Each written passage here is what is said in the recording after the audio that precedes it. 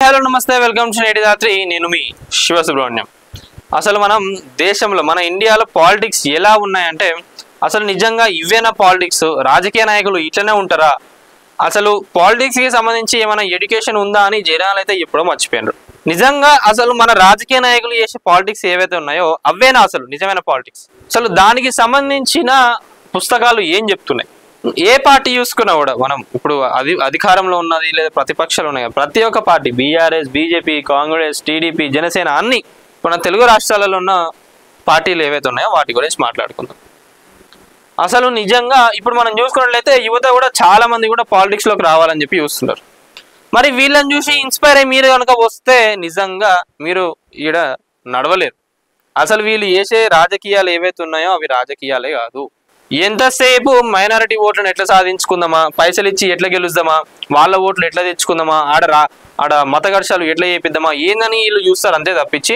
జనాలకు ఉపయోగపడే పనులు కానివ్వండి ఏవి కూడా వీళ్ళు చేయరు ఎంతసేపు ఎలక్షన్స్ ముందు అడ్డగోలు హామీలు ఇచ్చేస్తారు మళ్ళా అధికారంలోకి వచ్చిన వాటిని తీర్చే నాదుడు ఎవ్వరు ఉండరు జనాలను పట్టించుకునే వాళ్ళే ఉండరు ఎలక్షన్ల ముందు జనాలందరూ కూడా మంచిగా దేవుళ్ళ లెక్క ఇట్లా మంచిగా ఒక బంగారు హుండి లెక్క కనిపిస్తుంది వాళ్ళకి కానీ ఎలక్షన్లు అయినాక ఒకసారి అధికారంలోకి వచ్చినాక ఇల్లు గడప కూడా దాటనియరు వాళ్ళ అసలు లోపలి కూడా రానియరు అట్లా ట్రీట్ చేస్తారు కొంతమంది నాయకులు అయితే నిజంగా మరి వాళ్ళకు ఆ అహంకారం ఎందుకు వచ్చేస్తుందో మరి పైసల్ని యూస్ వస్తుందా లేదా పవర్ని యూస్ వస్తుందా పాలిటిక్స్ లోకి వచ్చేటంతసేపు కార్పొరేటర్ అయినాక ఎమ్మెల్యేలు అయినాక మంత్రి కావాలనిపిస్తుంది మంత్రి పదవులు ఉన్నంతసేపు ముఖ్యమంత్రి కావాలని చెప్పి అనిపిస్తుంది వీళ్ళకి కానీ ఎంతసేపు వాళ్ళ లాభాల కోసమే చూసుకుంటారు కానీ వీళ్ళకు ఎప్పుడు కూడా ప్రజలకు అట్లా ఇట్లా చేయాలని చెప్పి ఎప్పుడు కూడా ఇలా ఆలోచించారు మరి నిజంగా అసలు మన పాలిటిక్స్ అంటే ఇవేనా ఇంకా కొంతమంది రాజకీయ నాయకులు అయితే వాళ్ళకు అసలు హిస్టరీ అనేది తెలియదు మన చారిత్రక విషయాలు తెలియదు వందే మాత్రం ఎట్లా వాడాలో తెలియదు జనగణమన వాడడం తెలియదు బుక్కులలో చూసి కూడా తప్పు వాడుతూ ఉంటారు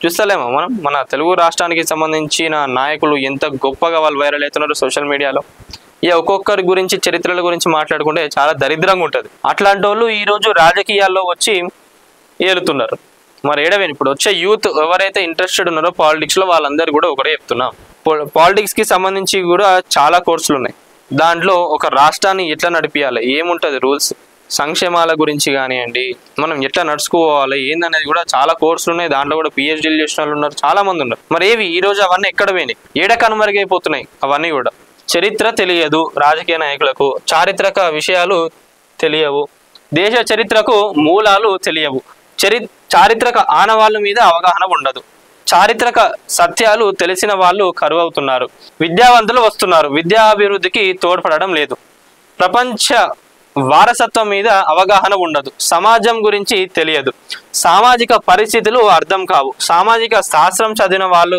కాదు సమాజ శాస్త్రం గురించి అవగాహన కూడా చాలా మందిలో లేదు ప్రజా సమస్యలను అధ్యయనం చేయరు పొలిటికల్ సైన్స్ చదివిన వారు కరువు రాజకీయం కూడా ఒక శాస్త్రం అనే సత్యం కూడా తెలియదు ప్రపంచ గతిని మార్చిన మేధావుల గురించి తెలియదు ఉద్యమాల గురించి తెలియదు ఉద్యమ స్ఫూర్తితో రాజకీయాలు చేయడం లేదు పాలనపరమైన అంశాలు అర్థం చేసుకోరు దేశ రాజకీయాలను ఏలే వారికి నైసర్గిక స్వరూపాలు తెలియవు రాష్ట్ర రాజకీయాలు చేసే వారికి భౌగోళిక పరిస్థితులు తెలియవు పబ్లిక్ అడ్మినిస్ట్రేషన్ గురించి అసలే తెలియదు ఇలా ఎంతసేపు వాళ్ళ కింద ఉన్న అంటే వాళ్ళ ఇప్పుడు జనరల్గా మనం చూసుకున్నట్లయితే ఒక రాష్ట్రం ఎట్లా నడుస్తుందంటే వీళ్ళు ఇచ్చే హామీలు ఏవైతే ఉన్నాయో వాళ్ళు ఇచ్చేసినాక వాళ్ళు ఇంప్లిమెంట్ చేసేది కాదు మళ్ళీ వీళ్ళు అధికారంలోకి వచ్చినాక దీన్ని ఎట్లా ఇంప్లిమెంట్ చేయొచ్చు మనకు ఫండ్స్ ఏడికెళ్ళి వస్తాయి ఏందని మళ్ళీ అక్కడున్న ఐఏఎస్లు ఐపీఎస్లు అందరితో మాట్లాడి వాళ్ళు పెట్టిన సిగ్నేచర్ ఏదైతే ఉందో వాళ్ళు ఆ డ్రాఫ్ట్ అంతా ప్రిపేర్ చేసి సార్ మనం ఇట్లా చేయొచ్చు దీన్ని ఇట్లా చేయొచ్చు అని అధికారులు చెప్పినాకనే వీళ్ళు దాన్ని ఇంప్లిమెంట్ చేయడానికి ఉంటుంది వీళ్ళు ఏదో ఇక్కడ ఎలక్షన్లు ఉన్నప్పుడు అడ్డగోలు హామీలు ఇస్తారు అది నడుస్తుందా లేదా ఇయ్యచ్చా లేదా అనేది మాత్రం వీళ్ళకి తెలియదు ఒకసారి వచ్చినాక ఖజానా ఎంత ఉన్నది అప్పులు ఎంత ఉన్నాయి రాష్ట్రానికి అనేది అప్పుడు గుర్తొస్తాయి అగో అట్లా చేసిండ్రు ఇట్లా చేసిండ్రు అందుకే మేము ఏం చెయ్యలేకపోతున్నాం అని చెప్పి మాట్లాడుతూ ఉంటారు సో ఇది ఇన్ డెప్త్ లోపల ఏం జరుగుతుంది అనేది జనాలకు తెలియదు కదా పాపం ఏమనుకుంటారు అప్పుడు అరే గత ప్రభుత్వంలో ఉన్న వాళ్ళు ఇట్లా చేసిండ్రు అట్లా చేసిండ్రు అందుకే వీళ్ళు ఏమి ఇయ్యలేకపోతున్నారేమో అని వీళ్ళ పైన ఒక సానుభూతి పెరుగుతుంది ఇట్లా నడిపిస్తూ ఉంటారు కానీ జనాలకు మేలు చేసే ఆలోచనలు ఏవైతే ఉంటే అవి మాత్రం రా వీళ్ళకు అదే అంటున్నా కదా ఏంటంటే పొలిటికల్ సైన్స్ అనే ఒక సబ్జెక్ట్ ఉన్నదని చెప్పి మర్చిపోయిన రీలు నాకు తెలిసి ఆల్మోస్ట్. ఎంతసేపు ఏమున్నది రాజకీయాలకు రావాలంటే మంచిగా రీల్స్ తీసుకోవాలి, కార్లు కాన్వేలు వేసుకోవాలి, పోవాలి, రీల్స్ చేయాలి, అన్న అనిపించుకోవాలి, గల్లీలా అయిపోతుంది. ఇక మా ఇంటికి ఒక్కసారి ఎమ్మెల్యే వచ్చింది అనుకో కథం అంతే, ఇక నా ఫేమ్ తిరిగిపోయింది అంతే. ఇక అరే వాళ్ళ వల్ల ఏం ఉపయోగం ఉంటుందండి, అది మాత్రం ఆలోచించరు. అట్లయితే ఇక నాకు మంచి ఫేమ్ వస్తుంది, ఇక నన్ను ఓట్లు వేసేటోడు ఎవరు ఉండడం, మా కులపోళ్ళు వేస్తారు, వాళ్ళు వేస్తారు, వీళ్ళు వేస్తారు అంతే. ఇక అది ఒకటి అడ్డం పెట్టుకుంటారు మంచిగా. కానీ జనాలు కూడా ఒకటి ఆలోచించాలి, వీళ్ళ వల్ల ఎంత ఉపయోగం ఉన్నది ఏందనేది కూడా ఒక ఆలోచించాలి. ప్రజల అవసరాలు అవస్థలు కల్లారా చూడరు. మెజారిటీ ప్రజల ఓట్లు ఎలా సాధించుకోవాలో తెలుసు, మైనారిటీ ఓట్లను ఎలా పొందాలో తెలుసు. ఇదేనా రాజకీయం అని పార్టీలదే అదే తీరు. గెలుపు గుర్రాలుంటే చాలు, రాజకీయాలంటే పురాణాలు కాదు. పురాణాల పునాదుల మీద రాజకీయాలు ఎల్లకాలం సాగవు. పేదలు ఉపనిషత్తులు అంటారు, వాటికి అర్థం కూడా తెలియదు. ఒక్కడికి ఒక్క పద్యం తెలియదు. ఆఖరకు జాతీయ గీతం జనగణమన కంఠస్థం రాదు. జాతీయ గేయం వందే మాతరం గుక్క తిప్పకుండా చదవలేరు. మాటలు చెప్పి మోసం చేస్తున్నారు, దేశానికి ఉన్న గౌరవాన్ని దిగజార్చుతున్నారు. ఇది అసలు రాజకీయ నాయకులు చేసేది ఏంటంటే ఇదే. అదే చెప్తున్నా కదా, ఒక్కరికి ఒక్క అవగాహన లేదు, దేనిపైన కూడా ఏం ఐడియా లేదు. హామీలు ఇచ్చేస్తారు, వస్తారు, పెద్ద నాకు అది తెలుసు, నేను సనాతన ధర్మాన్ని పాటిస్తా అని అంటారు. కానీ వాళ్ళు పాస్ట్లో ఏం చేసిండు ఏందనేది జనాలకు తెలియదా? మీరు నిజంగా ఒక పొలిటికల్ నాయకుడు ఎలా ఉండాలనేది ఈ పుస్తకాలన్నీ చదువుకొని లేదా మీరు డిగ్రీలు చేసి వచ్చి అప్పుడు మీరు మాట్లాడితే ఒక అర్థం ఉంటుంది. ఇప్పుడు ఒక మాట్లాడి మళ్ళీ తర్వాత ఒక మాట మాట్లాడి ఇప్పుడు ఒక పార్టీతో జాయిన్ అయ్యి మళ్ళీ ఆ పార్టీ నుంచి విడిపోయినాక ఇంకో లెక్క మాట్లాడి ఇట్లా మాట్లాడితే ఏమవుతుందంటే జనాలకు మీ పైన నమ్మకం పోతుంది. అది ఒకటి గుర్తుపెట్టుకోవాలి రాజకీయ నాయకులు అందరూ కూడా. ఇప్పుడు కాకుండా తర్వాత అయినా కూడా మీ పైన ఇప్పుడున్న అభిప్రాయం ఏదైతే ఉందో అదంతా కూడా పోతుంది. ఏం కాదు, మేమిచ్చే హామీలు మేమిచ్చే పైసలను చూసి మీరు అందరు వస్తారు అనుకుంటే ఇప్పుడు కాకుండా ఎప్పుడో ఒకసారి జనాలు మాత్రం మీ అందరినీ తంతారు గట్టిగా. అందుకే మీరు రాజకీయాలు చేసేటప్పుడు కానివ్వండి, అసలు ఏంది రాజకీయ నాయకులు మీరు ఎట్లుండాలి ఏంది అనేది ఒకసారి చదువుకోండి. లేదా ఎవరినైనా పెట్టుకొని ఎట్లుండాలి, ఎట్లా నడిపించాలి రాష్ట్రాన్ని కానివ్వండి, ఒక నియోజకవర్గాన్ని ఎట్లా చూసుకోవాలి, ఏం చేయొచ్చు, ఏం డెవలప్మెంట్స్ చేయొచ్చు ఏందనే దానిపైన ఆలోచించండి. ఇప్పుడున్న పార్టీల గురించి అనే కాదు నేను చెప్పేది, అన్ని పార్టీస్ గురించి కూడా. ఏదో స్పెషల్గా ఒక్కరినో ఇద్దరినో టార్గెట్ చేసి మాట్లాడుతున్నది కాదు, ప్రతి ఒక్కరి గురించి కూడా మాట్లాడుతున్నది. మేము అన్ని పుస్తకాలు చదివినాం, ఇన్ని పుస్తకాలు చదివినాం అంటే అయిపోదు, దాన్ని ఇంప్లిమెంట్ చేయాలి. మీరు అటు జనాలకు చెప్తే ఎవరు కూడా నమ్మరు. మళ్ళీ ఎప్పుడైనా తడబడినప్పుడు లేదా దేని గురించి అయినా కరెక్ట్గా చెప్పినప్పుడు ఏమైంది ఇన్ని పుస్తకాలు చదివినా కదా అని చెప్పి అంటున్నారు.